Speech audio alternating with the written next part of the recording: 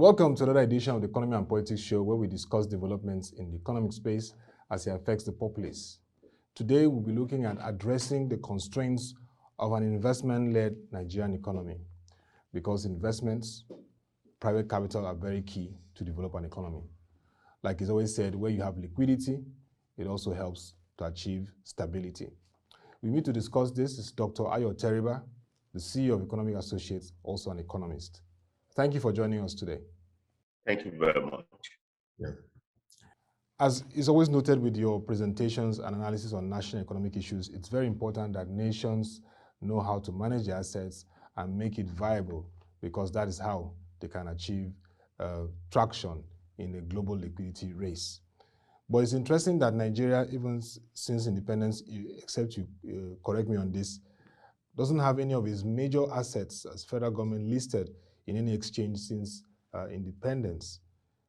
Take, for example, countries like Saudi Arabia, where you have Saudi Aramco that is listed, or even Sinopec of China, the China state oil company that are listed. Their valuations are transformed and adding value to the country's revenue.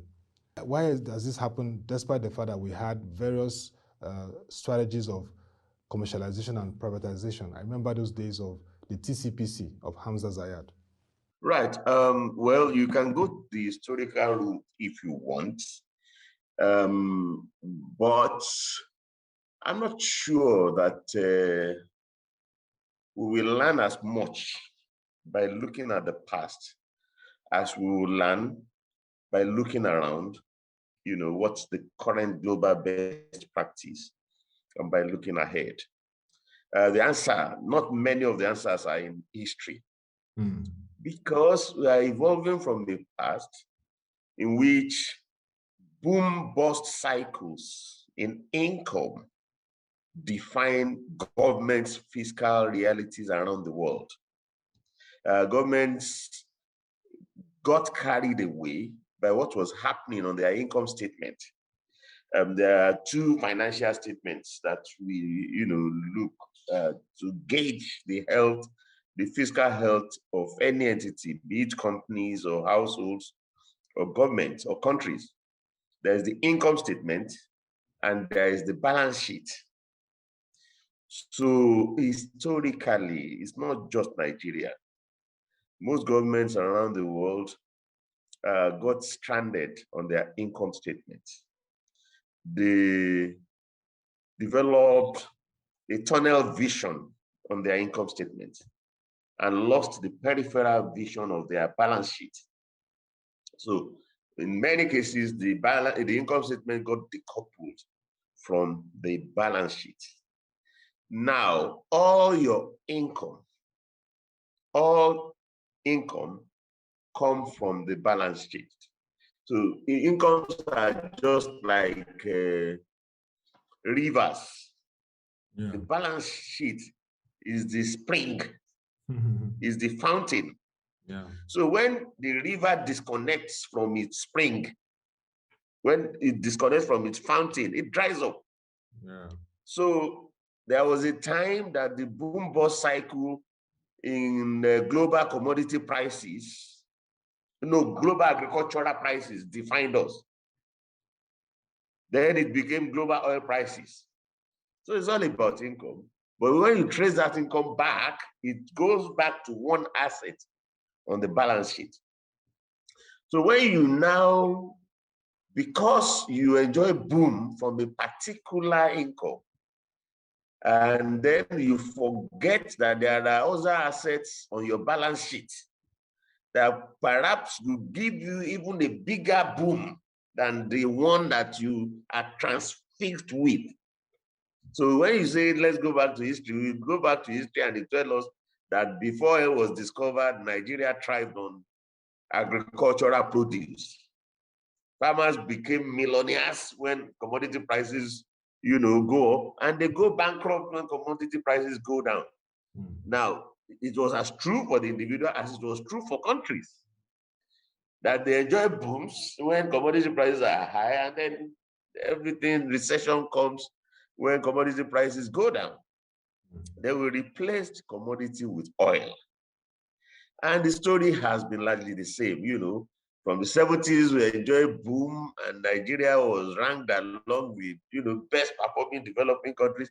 In the 80s and the 90s, we saw the bust, and we suffered recession, unemployment, devaluation, you name it. And then came the decade of the 2000s, and the boom came back. And was with us until the first half of 2014. And then the bust came. And see where we are now. We have the largest number of poor in the world within the 6 years of that boom ending. We are talking of 2 recessions in the space of 4 years. We are talking of rounds of devaluation because we got transfixed on that stream, that income from oil. And we have forgotten that Nigeria has such a rich balance sheet that you can go back there and open new revenue streams from non-oil assets. So basically, that's the. So if you go back into history, you can learn more than what we've learned. Okay, so there is you cannot solve a problem by getting transfixed on the problem. But if you look around, if you just exercise some vigilance, while we are stuck in recession, while we are stuck in devaluation, some of our peer countries, I take Brazil, same population size as ourselves. Some say they are 209, some say they are 210, whereas some say we are 206. Same oil output, daily oil output as ourselves. And they are not transfixed with oil. They have been able to go back to their balance sheets. They have succeeded in opening new income lines. And that is making them prosper. They are not suffering double recession within 4 years. They used to have exchange rate crisis when they, acted like us, when they got, transfixed with their income statement. So it is not just about budget. It is about where the resources in the budget flow from. And it's about time Nigeria, learns from Brazil. It's not just Brazil, it's India, it's China. They were once poorer. India and China were once poorer than we were. They had more poor people than we have. Right now, China has declared there's no poor people, no poor person in China anymore. How did they do it? Within the space of 2 decades, how did they do it? They went back to their balance sheet. India went back to her balance sheet and unlocked new revenue flows from their balance sheet. They are not any richer than Nigeria. Neither China nor India is richer than Nigeria. Brazil is not richer. Because if you look at Nigeria and you compare them with those are the 3 leading emerging market economies. Those are the 3 emerging market economies that have joined the ranks of the advanced economies in being top 10 economies in the world. China is second, will soon become first. India is either 5th or 6th, depending on what the exchange rate is saying and what the British exchange rate is saying. They rotate, depending on exchange rate. And India will soon become second in the world. Brazil is 9th and will definitely move up. Many more of those previous powers are going to drop off the top 10 list. And the likes of Indonesia, Mexico are going to join the top 10 list. So soon, they are going to have at least equal number of the old advanced economies, and then the emerging markets equal 5 in the top 10. And before long, you even have the emerging economies outnumbering the advanced economies. So how are they doing it? That's the question Nigeria, needs to ask. They are turning back to their assets. Yeah. They are recoupling their income statement with their balance sheet, and they are connecting local assets to global liquidity. I saw that you wanted to ask a question. Maybe we should pause here. Yes. So you learn more from looking around than you learn from looking back.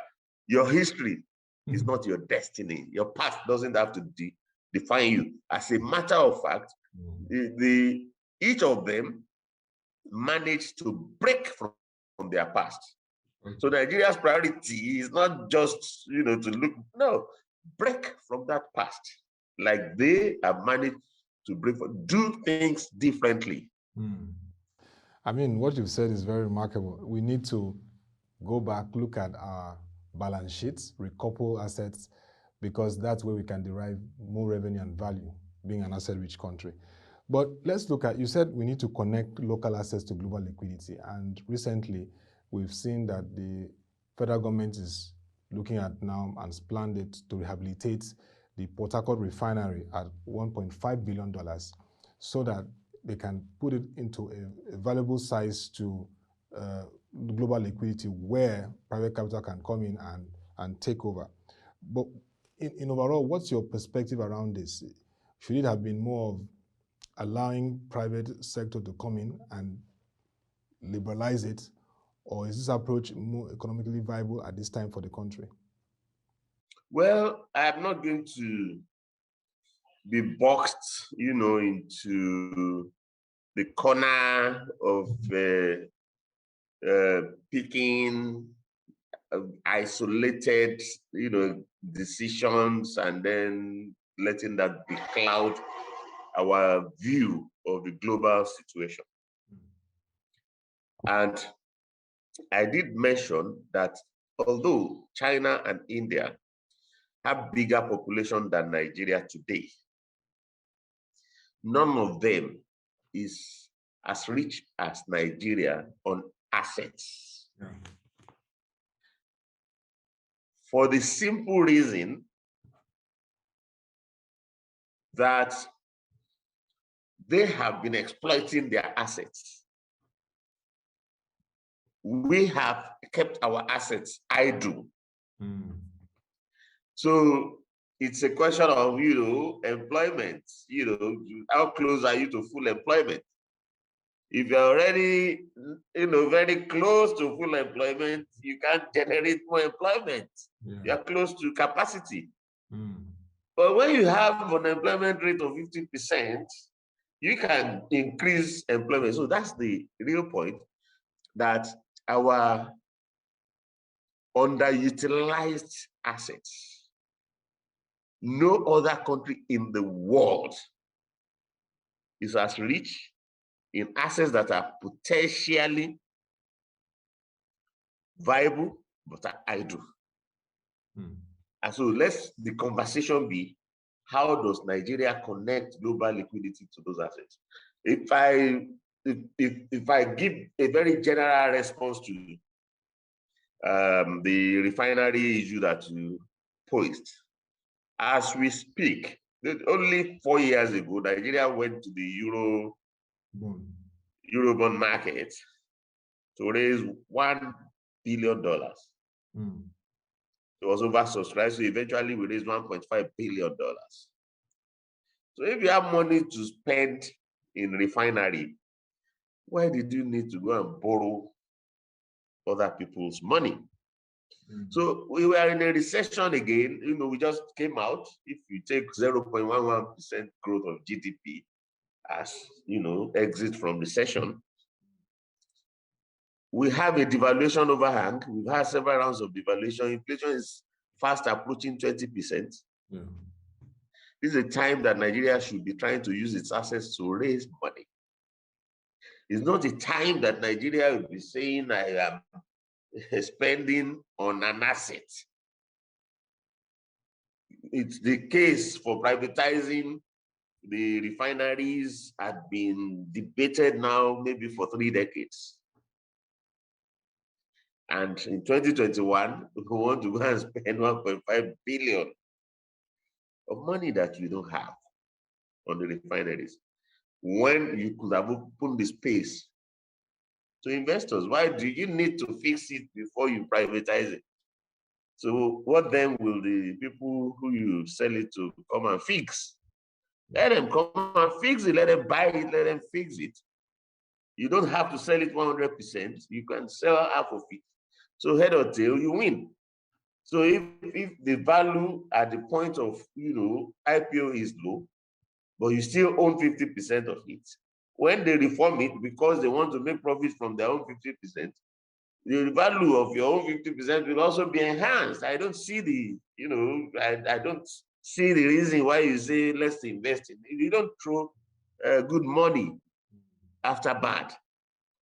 That's the point that I want to make. Therefore, Nigeria needs to look at its various categories of assets. And even when you say India and China, have more population than Nigeria, do you know that by 2100, Nigeria is projected to be the one with the largest population in the world. Nigeria will be ahead of both China and India. How that's going to happen remains to be seen.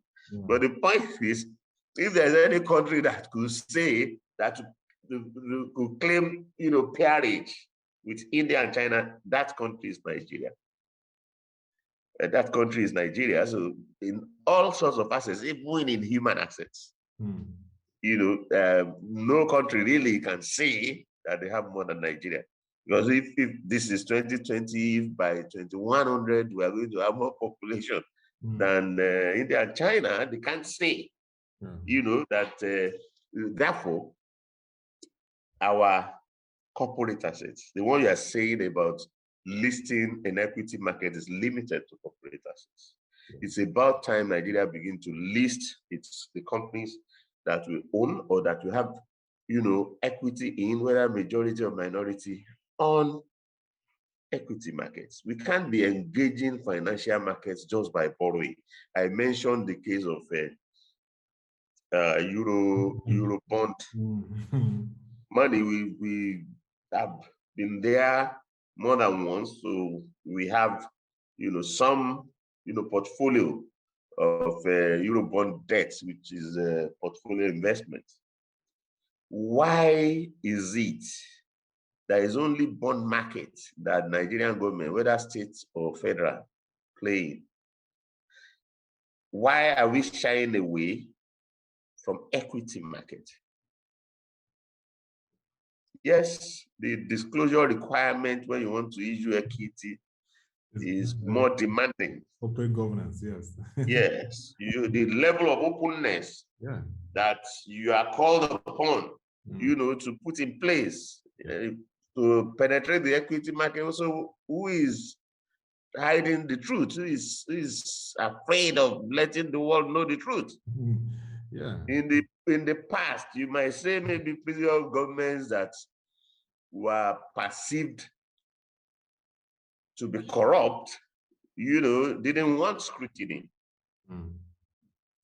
But the current government, the image of our president is that he is not corrupt. Yeah. So if we are not going to embrace scrutiny under him, when are we going to embrace scrutiny? Yeah. If we are not, going to open the books and say, oh, come, look at this company, like Saudi has done with Aramco. Aramco, yeah. And when you say you want investment, it starts with transparency. So I don't know how we could urge and encourage. Going to the market is inevitable for Nigeria. Definitely. And it's not like companies, the biggest and best and most successful of companies are those that have access to equity markets.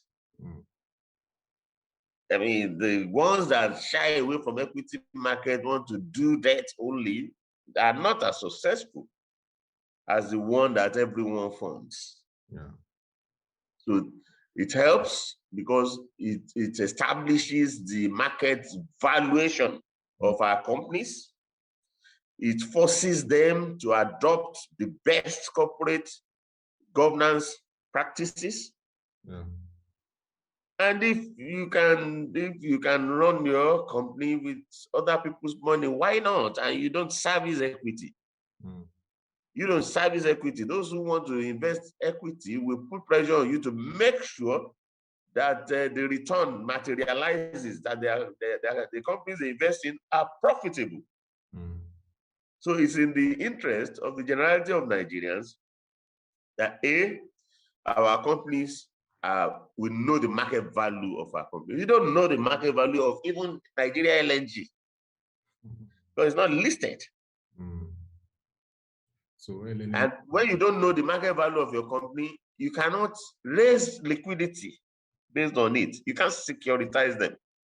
So if you have 50% shares in LNG, and you still have to approach the Eurobonds market like a pauper, asking for $1 billion and taking $1.5 billion. When you own, how much do we own? How much is the value? If we had listed it in the market, Aramco discovered that, Saudi discovered that Aramco is $2 trillion. Yeah. Although they got just 26 billion from the IPO of 1.5%. Yeah. But their wealth that is unlocked is $2 trillion. So how much will LNG unlock for Nigeria? And if it may not be $1 trillion, even if it's $100 billion, even if it's $50 billion, we shouldn't be seen as borrowing 1 billion from Eurobonds market. Are we together? Definitely. So valuing it, you don't have to sell it. Valuing it gives you elbow room in the debt market. You can issue securities and pay, service them with the dividends from the LNG. Definitely. That's just corporate assets. There are physical assets. Yeah. Lands and buildings. Britain is selling its own prisons. Is relocating and redeveloping about 12 of them that they had in inner cities. We have 235 prisons, and maybe 200 of them are in inner cities. That simply relocating them can unlock trillions of dollars for us.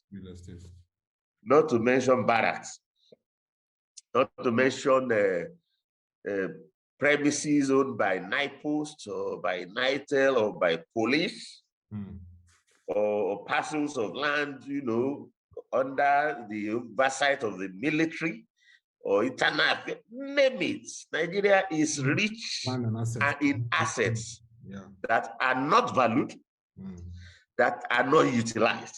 Yeah. India and China are making trillions of dollars from assets, from land assets, not just companies, from land assets. And there are intangible assets and there is human capital. Thank you. Okay, Doctor, I know you do interact based on your position. I mean, you sometimes involved in advisory, even engage industrial committee and the National Council of Privatization. Just recently now, we've seen that from this week, the government is rolling out a highway development management initiative where they can concession highways to attract private capital. They're targeting about 1 trillion naira. Our initiatives and reforms like this. 1 trillion what? 1 trillion naira targets as over that in terms of. You mean $1 trillion? 1 trillion naira over that. That's what the target. 1 trillion naira. Yeah, over that amount in terms of. That's $2 billion. That's $2 billion. Yes. So I'm just saying that reforms like this are the best ways to go. But in addition, what are the other things we need to quickly do? Because you've really laid it out, but steps, signals are very important. Yeah, very good. I think that when we speak about trying to exploit, resources from our assets, we punch below our weight. Yeah, a proposal of $2 billion. It's not anything that you take seriously. I mean, if you are trying to raise $2 billion from highway, but you're going to sink $1.5 billion on refineries. So what are we excited about? So it's this Saudi there, when they announced their privatization program in 2017, the target was to raise 200 billion US dollars by privatizing about 16 sectors. So they went for it. They are not, doing it piecemeal. It's a change in regime from a mindset that government must own to a mindset that government must privatize. That is using privatization as a macroeconomic tool. Don't wait until you are broke. You don't use privatization to pinch pennies. You do it as a micro stability issue to strengthen the fiscal base. And if it's not wholesale, it doesn't help you. If you want to raise 1 trillion from highways, how much will you spend?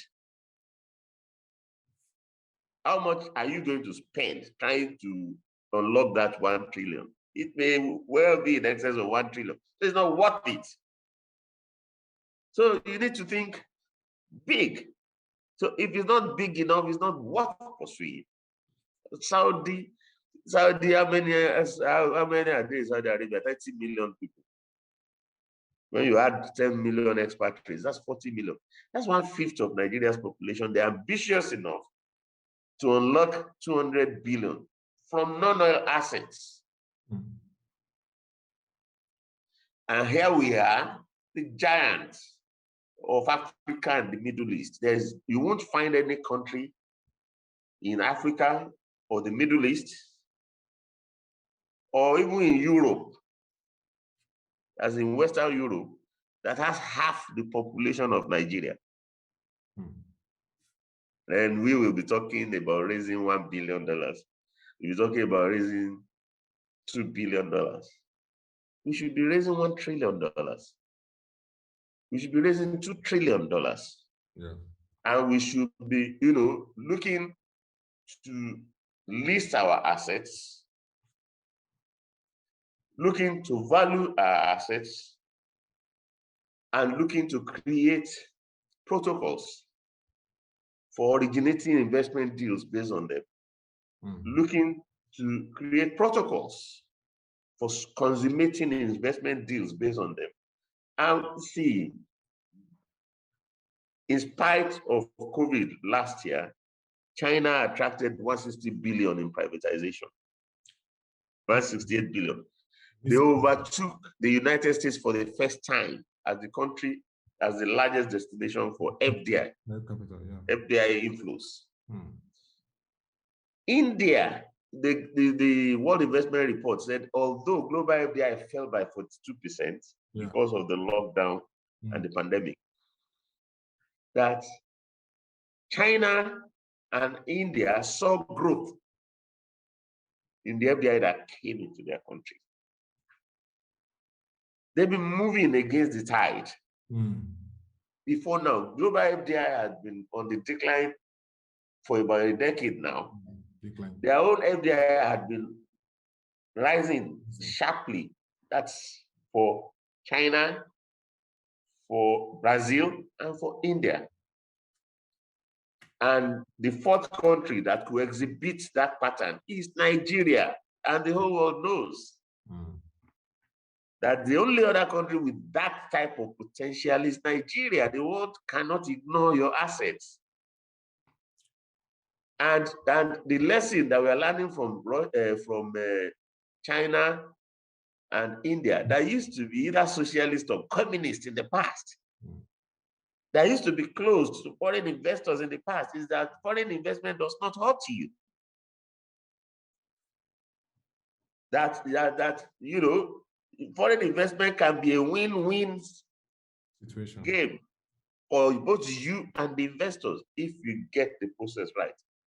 And now it's not theory anymore. You have their experiences to learn from. Let's go and learn from, how they are doing it. And they are getting the money. China, India get mentioned when you talk about FDI. Mm-hmm. They get mentioned when you talk about remittances.